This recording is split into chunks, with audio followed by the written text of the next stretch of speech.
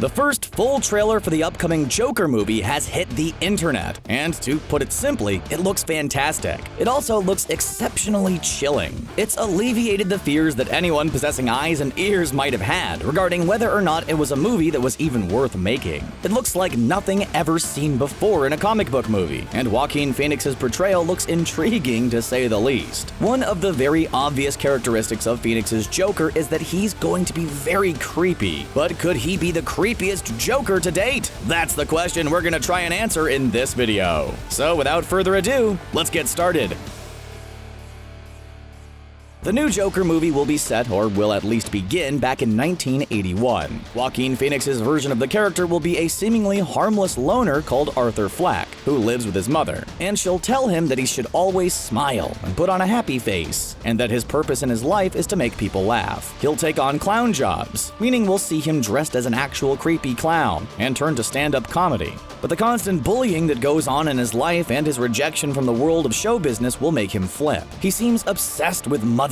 The close dancing with her that we see in the trailer is really weird. He's skinny to the point that it's almost otherworldly. Joaquin Phoenix, with all due respect, already has a pretty creepy face, and we see his character literally popping up from behind a wall wearing a red nose. Seriously, this guy has all the hallmarks of one of the creepiest characters to ever grace the big screen. But it's his interpretation of the iconic Joker laugh that really makes the hairs on the back of your neck stand on end, as well as the forced smile he does using his fingers. Moreover, his final Joker makeup is very reminiscent of the real-world psychopath John Wayne Gacy, the man who tortured and murdered at least 33 teenage boys and young men between 1972 and 78 in Cook County, Illinois. Rather worryingly, he's going to have a romantic interest in the movie, in the form of Zazie Beetz as Sophie Dumond. And we can only begin to imagine what horrors she'll have to endure as her life becomes entangled with a man on the downward spiral to end all downward spirals. So how does this compare to other versions of the Joker in terms of creepiness? Let's start with the late Cesar Romero, who was the first man to portray the Clown Prince of Gotham in live action on the big screen. He did so in 1966 Batman movie, reprising his role from the television series of the same name. This version of the Joker was, without any shadow of a doubt, the lightest and least nefarious of them all, which was in keeping with the era and tone of the television series and movie in which he appeared. Very little was known about his past, so it's hard to say whether or not that would add to his creepiness. But at some point in his life, he was a hypnotist, and although that's an occupation that certainly lends itself to potential creepy behavior, he really didn't utilize it in any way in the movie or TV show. He was unashamedly campy, and while campiness crossed with villainy can come across as creepy, this really didn't. His bright red suit made him seem far more like a pantomime villain than a ruthless criminal overlord. You never really got the feeling that anyone was in any true danger while he was around.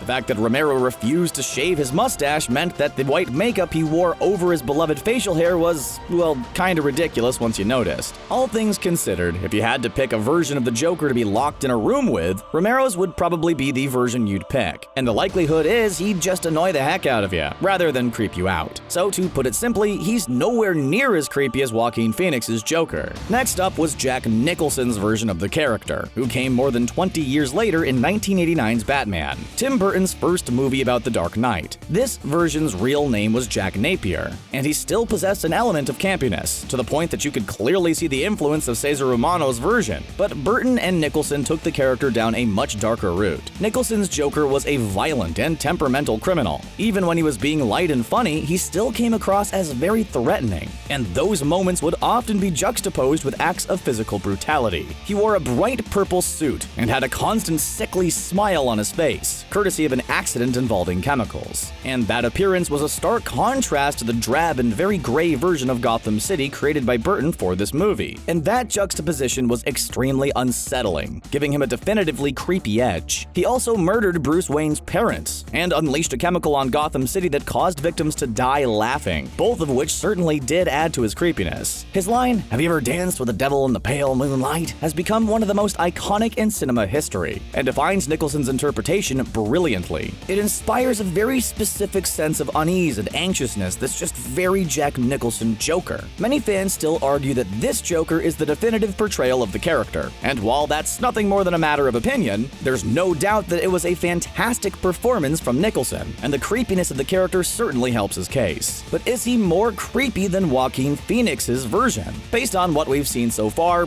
probably not. Then came the version of the Joker played by the late Heath Ledger in an Oscar-winning performance in 2008's The Dark Knight. Ledger's Joker was completely reimagined and depicted as a sociopath and a bringer of pure chaos. His appearance was far more rugged and shabby than any version of the character we'd ever seen before. And to be frank, he was the darkest, most unpredictable, and most violent version as well. The reason for this version of the Clown Prince of Gotham coming to exist wasn't made clear. Ledger's Joker spoke about contrasting versions of his past, and it was difficult to ascertain which of them, if any, were true. There was, however, some evidence that he'd been a soldier, and that he may have turned psychotic due to the effects of PTSD. And that makes him more tragic than anything else. However, something that undoubtedly adds to his creepiness was the manner in which Ledger prepared for the role. He actually locked himself away in a hotel room for weeks, perfecting the character's mannerisms, such as constantly licking his lips and totally immersing himself in the part. In fact, it's been theorized that getting inside the head of such a maniacal character contributed to Ledger's death. Well, that is just a theory, and while we'll never know for sure what caused the Australian star to overdose, it definitely adds a real-world element of creepiness to the character.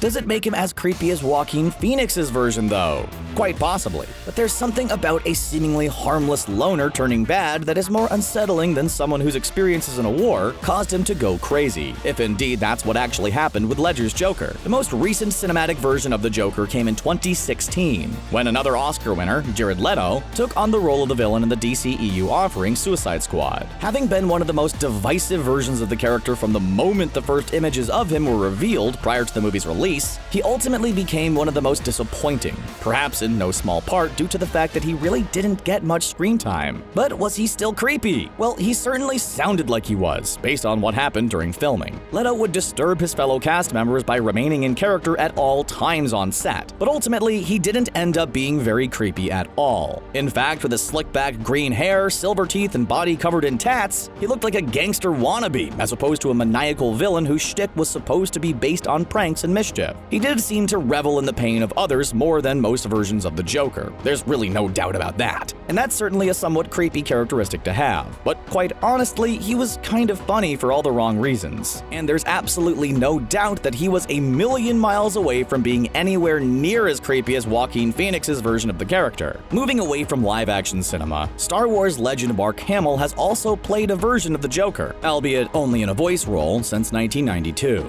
He started with Batman the Animated Series, but his credits extend to a variety of other DC-based cartoons, and indeed 3 movies, those being 1993's Batman Mask of the Phantasm, which got a theatrical release, the direct-to-video Batman Beyond Return of the Joker from the year 2000, and 2016's Batman the Killing Joke, which also went straight to video. Additionally, he has voiced the character for various theme park attractions and video games. Hamill's Joker clearly took influence from both Romero and Nicholson's portrayals of the character, combining lots of laughter, a high degree of campiness, mayhem, totally crazy schemes, wickedness, and dark humor brilliantly. While he does look facially very different to any version of the character that came before him, he still does wear the signature purple suit, and Hamill has received almost universal praise for his voice work as the Clown Prince of Gotham. But can a cartoon version of the Joker be creepy? The answer is a resounding yes. Just listen to that voice. I'm back.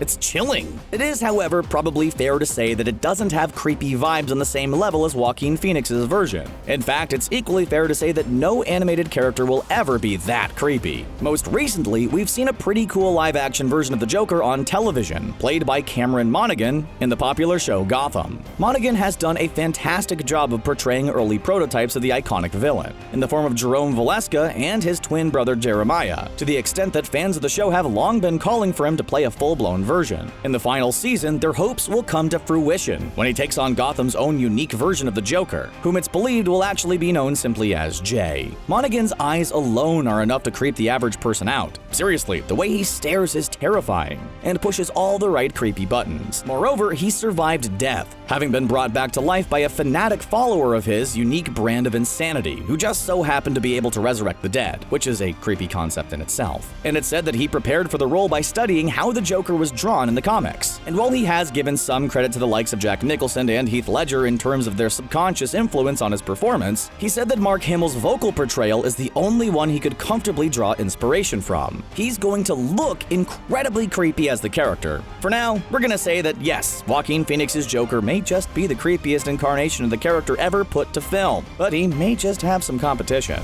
What do you think of the Joker trailer? Are you looking forward to the movie? And will Joaquin Phoenix give us the creepiest version of the character to date? Let us know your thoughts in the comments section below. And remember to like the video and subscribe to ScreenRant for more great content just like this. Sayonara!